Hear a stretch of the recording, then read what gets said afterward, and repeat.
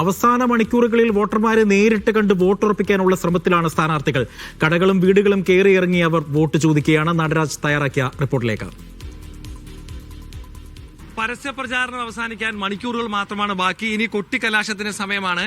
അവസാന വോട്ടുകളും ഉറപ്പിക്കാനുള്ള ഓട്ടത്തിലാണ് സ്ഥാനാർത്ഥികൾ. ഞാനിപ്പോൾ ഉള്ളത് മിഷൻ ക്വാർട്ടേഴ്സ് വാർഡിലെ സ്ഥാനാർത്ഥി ബൈജുവിനൊപ്പമാണ്.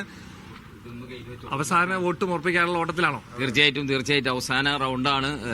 എല്ലാ വോട്ടുകളും ഉറപ്പിക്കേണ്ട വലിയ ഒരു റൗണ്ടാണിത്. കാരണം കഴിഞ്ഞ 3-4 റൗണ്ട് ഞങ്ങളുടെ ഇത് പൂർത്തീകരിച്ചു. ഇന്ന് അവസാനമാണ്. ഇന്ന് അവസാന റൗണ്ടിലേക്ക് ഇറങ്ങിയേക്കാണ്. എല്ലാവരും ഒരിക്കൽ കൂടി ഒന്ന് കണ്ട് വീണ്ടും വോട്ട് ഉറപ്പിക്കുകയാണ്.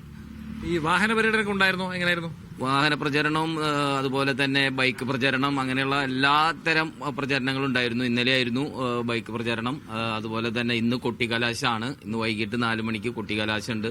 അത് കഴിഞ്ഞ് കൊട്ടിക്കലാശായിരിക്കും. വളരെ ഗംഭീരമായിരിക്കും. ഒരു വലിയ രീതിയിലുള്ള കൊട്ടിക്കലാശമാണ് ഇന്ന് നടക്കാൻ പോകുന്നത്. 4 മണി തൊട്ട് 6 മണി വരെയാണ്. വൈകിട്ട് 6 വരെയാണ് സമയമുള്ളൂ. ആ സമയത്തിന്റെ ഉള്ളിൽ വലിയ കൊട്ടിക്കലാശം നടക്കും.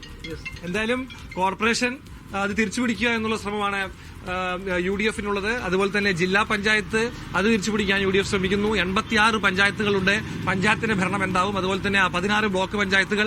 ഇതിലെല്ലാം തന്നെ വലിയ മത്സരമാണ് ഇത്തവണ തൃശൂർ ജില്ലയിൽ നടക്കുക എന്ന കാര്യം ഉറപ്പാണ്. BJPക്ക് കോർപ്പറേഷനിൽ 6 സീറ്റുകളുണ്ട്. ഇത്തവണ BJP നില മെച്ചപ്പെടുത്തുമോ എന്നുള്ള കാര്യവും കാത്തിരുന്ന് തന്നെ കാണണം. അനീഷ് കാഞ്ഞങ്ങാടിനൊപ്പം നടരാജ് പരശുറാം, മീഡിയ 1.